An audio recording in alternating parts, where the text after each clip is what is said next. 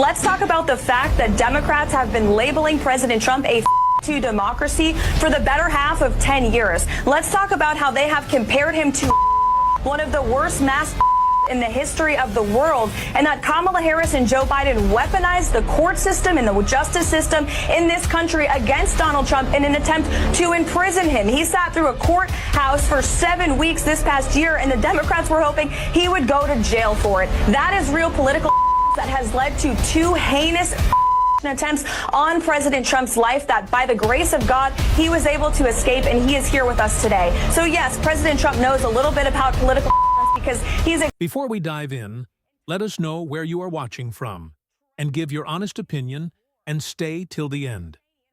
Also, subscribe this channel. For years, the political climate in America has been sharply divided, and the intense scrutiny of former President Donald Trump has only added fuel to the fire. Democrats have consistently labeled Trump as a threat to democracy, with some even drawing comparisons to some of the worst figures in history. For over a decade, his every move has been scrutinized, and just this past year, he sat through a lengthy legal battle that spanned several weeks. Political tensions reached new heights when the courts, particularly under the administration of Joe Biden and Kamala Harris, appeared to weaponize the justice system against him. The goal? Experience it himself in talking about the tragic realities of war that Liz Cheney and her father Dick Cheney have got this country into is not political. It's talking about the reality of the foreign conflicts that the Washington, D.C. establishment have sold. When looking at the treatment of Trump, it's clear he's faced immense political persecution. From being criticized for his handling of domestic issues to facing allegations from the opposition, Trump knows what it feels like to be under constant attack, and the ramifications of that attack extend far beyond mere public criticism. In the midst of all this chaos, the world watched as Trump's political battles were reflected in broader media debates. The situation took a sharp turn when Joy Behar, a longtime co-host of The View, made a stunning comment about Karoline Leavitt, the 27-year-old press secretary for Donald Trump. In an episode of The View, Behar shocked the audience by implying that Leavitt's qualifications for the job were irrelevant, that her appearance was the only reason she had landed such a high-profile role. The remark was as brazen as it was sexist. Behar quipped, "I think she's probably been put in there because, according to Donald Trump, she's a 10. The comment was dripping with condescension and immediately ignited a firestorm of backlash. Leavitt, who had earned her position through hard work and political savvy, was reduced to nothing more than her looks in Behar's eyes. This blatant sexism struck a nerve, not just among conservatives, but also among people on the left who saw it as a hypocritical attack. After all, The View prides itself on being a platform for feminism and women's empowerment.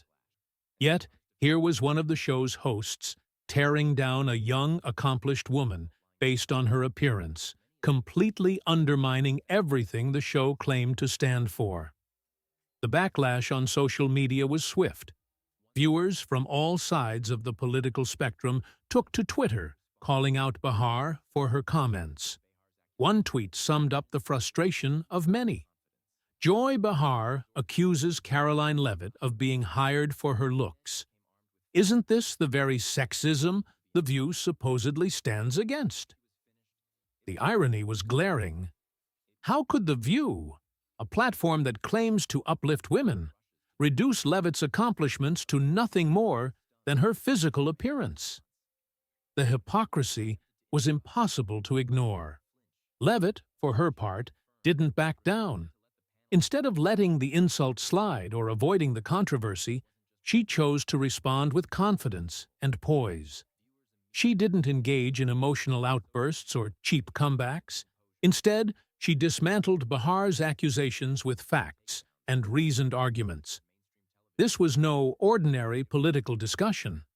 Leavitt's response wasn't just measured, it was decisive. She stood firm and refused to let Behar's attack go unanswered. In fact, Leavitt's response was so compelling that even Whoopi Goldberg, who often jumps to defend her co-hosts, appeared momentarily stunned. When Goldberg tried to interrupt, Leavitt didn't flinch. She didn't allow the conversation to be derailed or twisted. Instead, she used the moment to expose the long history of The View's bias toward conservative women. Time and time again, women like Sarah Huckabee Sanders, Kayleigh McEnany, and others had been attacked, belittled, and discredited simply because of their political views.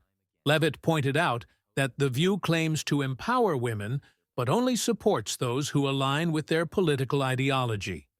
Conservative women, she argued, were often reduced to personal attacks and cheap shots rather than being taken seriously for their intellect and accomplishments. It was a direct challenge to the credibility of the show, and it made viewers rethink whether The View truly supported all women or just those who thought like they did.